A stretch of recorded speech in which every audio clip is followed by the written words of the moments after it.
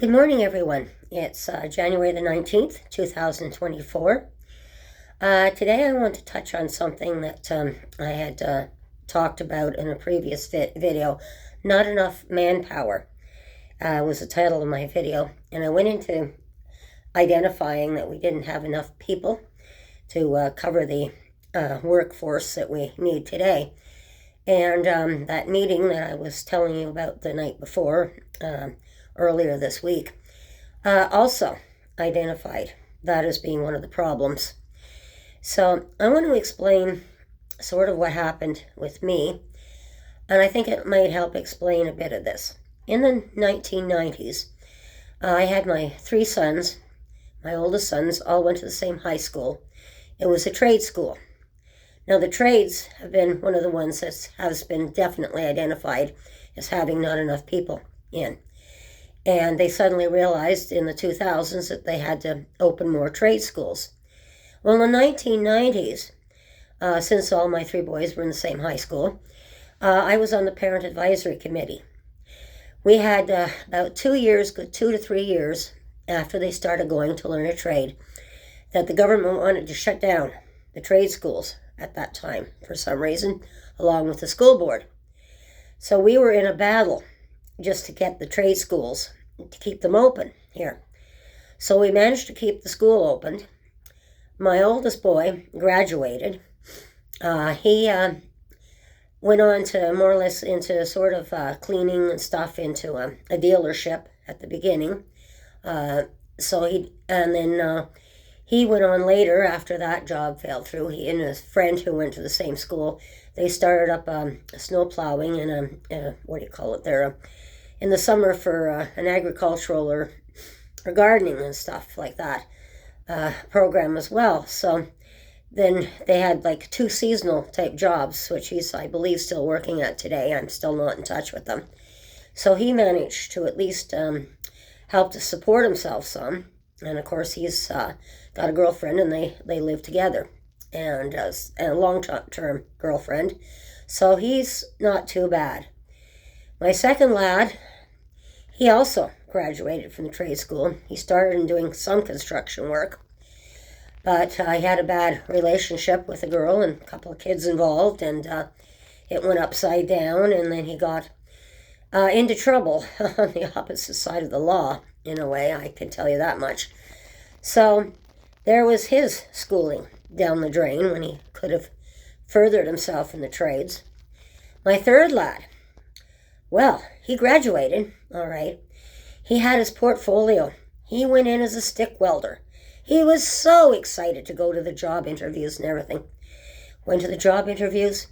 Every single job interview, sorry, we don't want stick welders, we want MIG welders.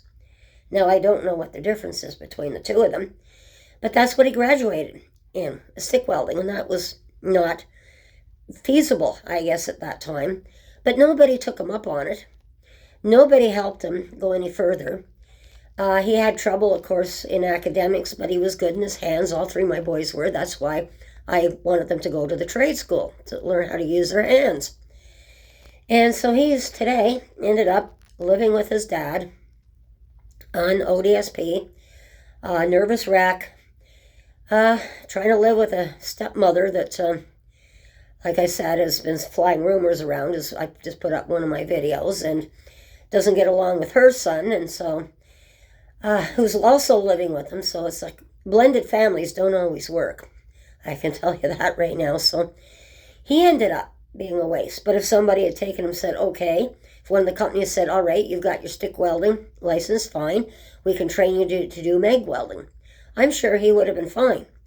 But there's 3 people, young people, out of the workforce that should be in the workforce, making a good earning, probably in constant demand, for sure, and everything got messed up. It's the same thing as when we traced it back, and we believe it was the Mike Harris government was the one that shut the building of homes for the homeless people down, when we tracked back roughly 30 years who was in power at that point in time.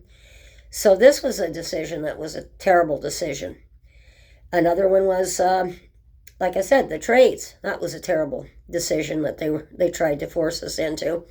And even today, I wonder, like they have, like Algonquin College now, a few years ago, they realized they needed tradespeople. So they put another trades program in there as well.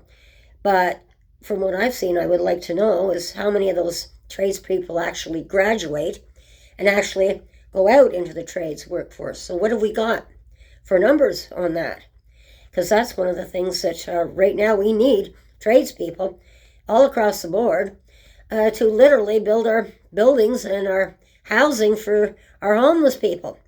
So we've been stuck in a position from decisions that past governments have made on us that were bad decisions. And as my grandfather would say, the politicians are kind of like a horse with blinders on. And of course, those blinders, you see them where they can only look straight forward. They can't see all around them.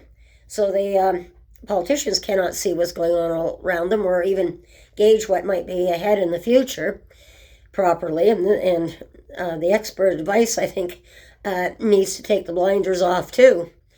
But that was why the horses had the blinders, so they couldn't see on the sides. They couldn't get spooked by the traffic.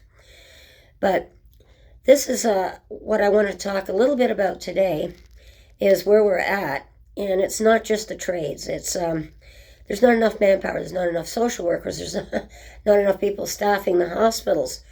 We're losing people drastically. And then, of course, the other thing, of course, that was identified, which I identified, was the baby boomers. We're all retiring. And of course, they just did not seem to plan for all of us retiring. And someone was telling me right now, at the rate we're retiring, it would take 3 people right now to support one person who's in retirement right now. A few years down the line, it will take 2 people to look after one person in retirement. So I'm finding out some very interesting facts right now. So I just wanted to give you a little bit of a brief update on my impressions of things and the complex, compounded crisis we're in right now. And this was decisions made by our politicians that they don't always listen to us, and I know that very well. I've been in many different committees and over the years, and I've seen many different things where people have gone up and they don't want to necessarily listen to common sense from the people. But it was also identified in that meeting with the, it was actually the ambassador from Finland, her colleague, that actually mentioned it was going to be the people, us people, that were really the ones that were going to rule and dictate our future. So I just wanted to give you a bit of a brief update. And everyone, have a good day, take care, and be safe, and watch your surroundings. And definitely be safe today because it's very cold out here on January the 19th at -26. So everyone, have a great day, and I will talk to you again soon. Bye-bye.